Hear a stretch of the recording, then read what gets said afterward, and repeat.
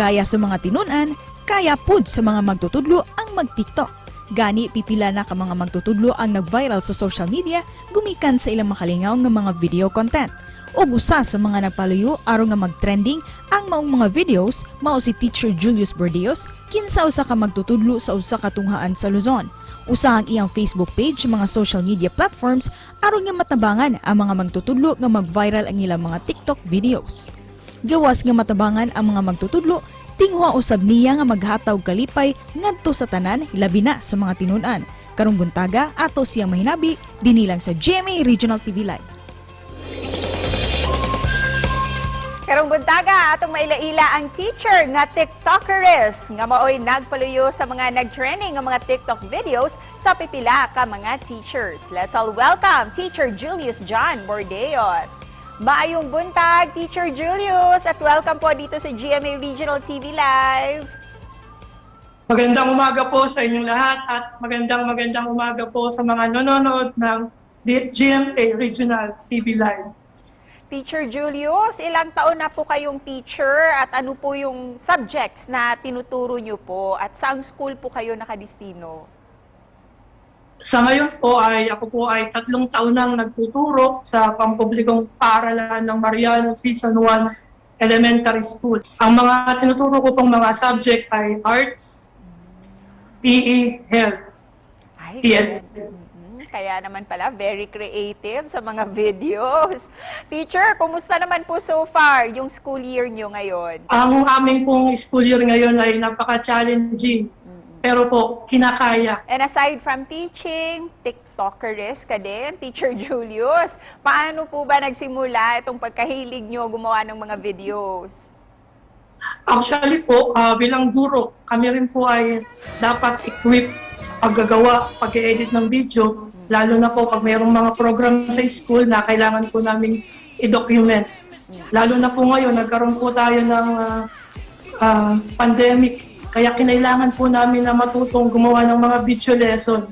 At yung mga video lesson po na ito ay naisesend namin sa mga bata through Messenger, YouTube, para kahit po malayo sila ay matutulungan namin silang mag-aral. At nung nag-trending na itong mga TikTok videos nyo, ano po yung naging reaction mo, ng pamilya mo, mga kasamahan nyo, ng mga teachers, at lalong-lalo na yung mga estudyante nyo?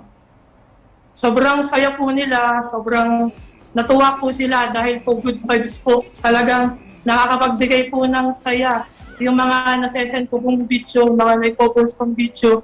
At in the same time ay nakakatulong po ito sa mga bata na natututo sila ng arts at nagkakaroon din po sila ng self-confidence.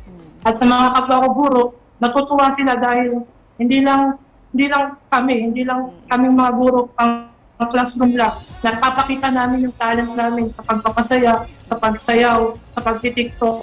At dahil nga sumikat na kayo sa social media, tinutulungan nyo din yung ibang mga teachers na content creators. Bakit nyo po naisipan na tulungan yung iba para ma-promote din sa social media page mo?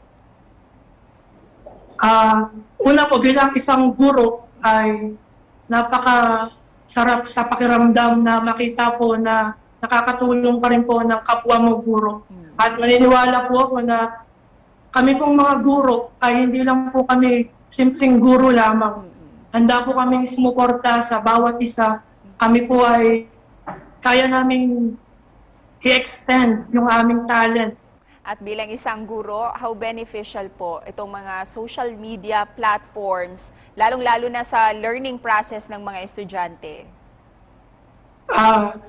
Napakalaking tulong po ng social media, lalo na po ngayong digital age. Kami po bilang guro, kailangan po namin sumunod sa trend. Kailangan po namin alamin kung ano ang mga gusto ng mga bata.